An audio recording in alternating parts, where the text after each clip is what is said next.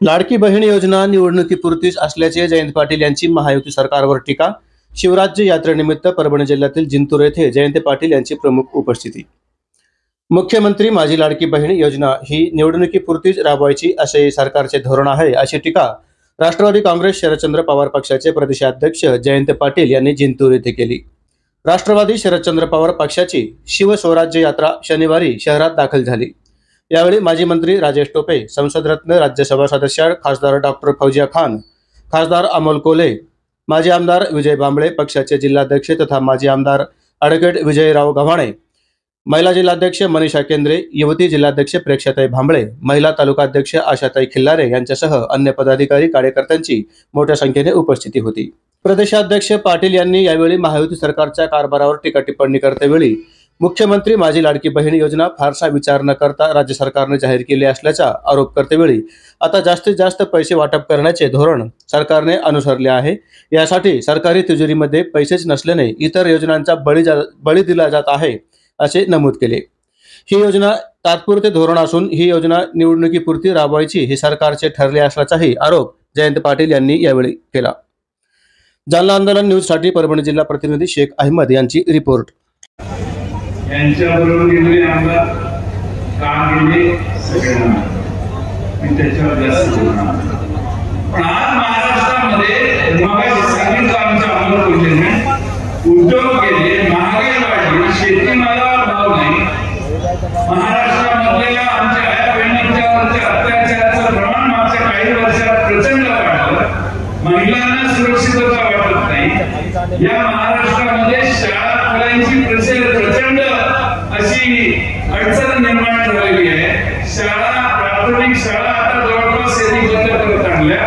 खासगी शाळा पूर्ण करायला लागतात, तिथं फी भरावी लागते. सरकारी शाळा बंद करण्याचा डाव कोणाचा हा एक प्रश्न आहे. 20 आधी जर पटसंख्या आली तर ती बंद करायचं. शाळा बंद केली की तिथल्या खासगी शाळा जोरात चालणार. या व्यवस्था आता महाराष्ट्रात तयार होत आहेत आणि त्यामुळं आपण थोडासा अभ्यास केला पाहिजे. फाईलवर राज्याचे अर्थ सचिव येतात, आता नवीन फाईल पाठवू नका, पैसे नाही. महाराष्ट्राच्या मागासवर्गीय समाजाच्या सामाजिक न्याय खात्यातले पैसे यांच्या योजनांना वळवायला सुरुवात झाली. आदिवासी विभागातले पैसे यांच्या योजनांना वळवायला सुरुवात झालेली आहे. या महाराष्ट्रातले जिल्हा नियोजन मंडळाच्या डीपीडीसी मध्ये आणलेले पैसे देखील यांच्या योजनांना वळवायला सुरुवात झालेली आहे. आता सगळा विकास 12-15 हजाराचं नुकसान करायले आणि मला म्हणायले 1500 हे भरेंद्र तुमचं निवडून आल्यावर तुम्ही पक्ष बदलायचा. 50 खोके एकदम ओके म्हणायचं म्हणजे गद्दारीसाठी तुम्हाला 50 खोके आणि दाजीचं 15 हजाराचं नुकसान करून बहिणीला म्हणताय 1500 ओके. हे विसरू नका, गमतीचा भाग सोडून द्या, पण केवळ या गोष्टींवर भुलून जाऊ नका यासाठी सांगतो. तुम्ही काय चिंता करू नका. आज त्यांचे दिवस आहे, सरकार त्यांचं सरकार त्यांचं आहे म्हणून खोटे नाटक करून दाखल करावे. पण मी आज आजच्या काळात नमाच्या कोणाला काय करायचं करू द्या. महाराष्ट्रामध्ये सरकार आपल्याला सरकार आल्याची नंतर मात्र व्यापाऱ्यांना चिंता करू नका. विजय भांबळे तुमच्या पाठीमागे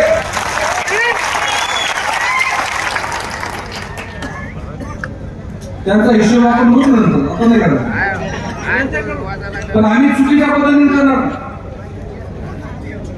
आता मागची मार्केट कमिटीमध्ये किती भट्टा घालतात काढत बसलो तुम्हाला 2-3 तास लागतात.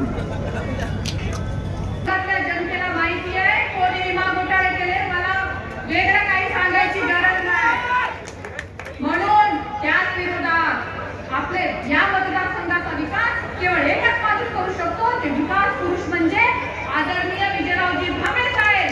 ही गोष्ट आपण सर्वांनी लक्षात ठेवली पाहिजे. आदरणीय साहेबांनी त्यांच्या कार्यकाळात अनेक कामं केली.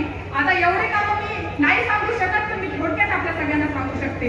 आज जिंतूर शहरातले लोक अजूनही लोड शेडिंगमुळे परेशान आहेत जिंतूर प्रॉपरमध्ये, परंतु इथल्या स्थानिक आमदाराला अजूनही लोड शेडिंगचा प्रश्न सोडवता आला नाही.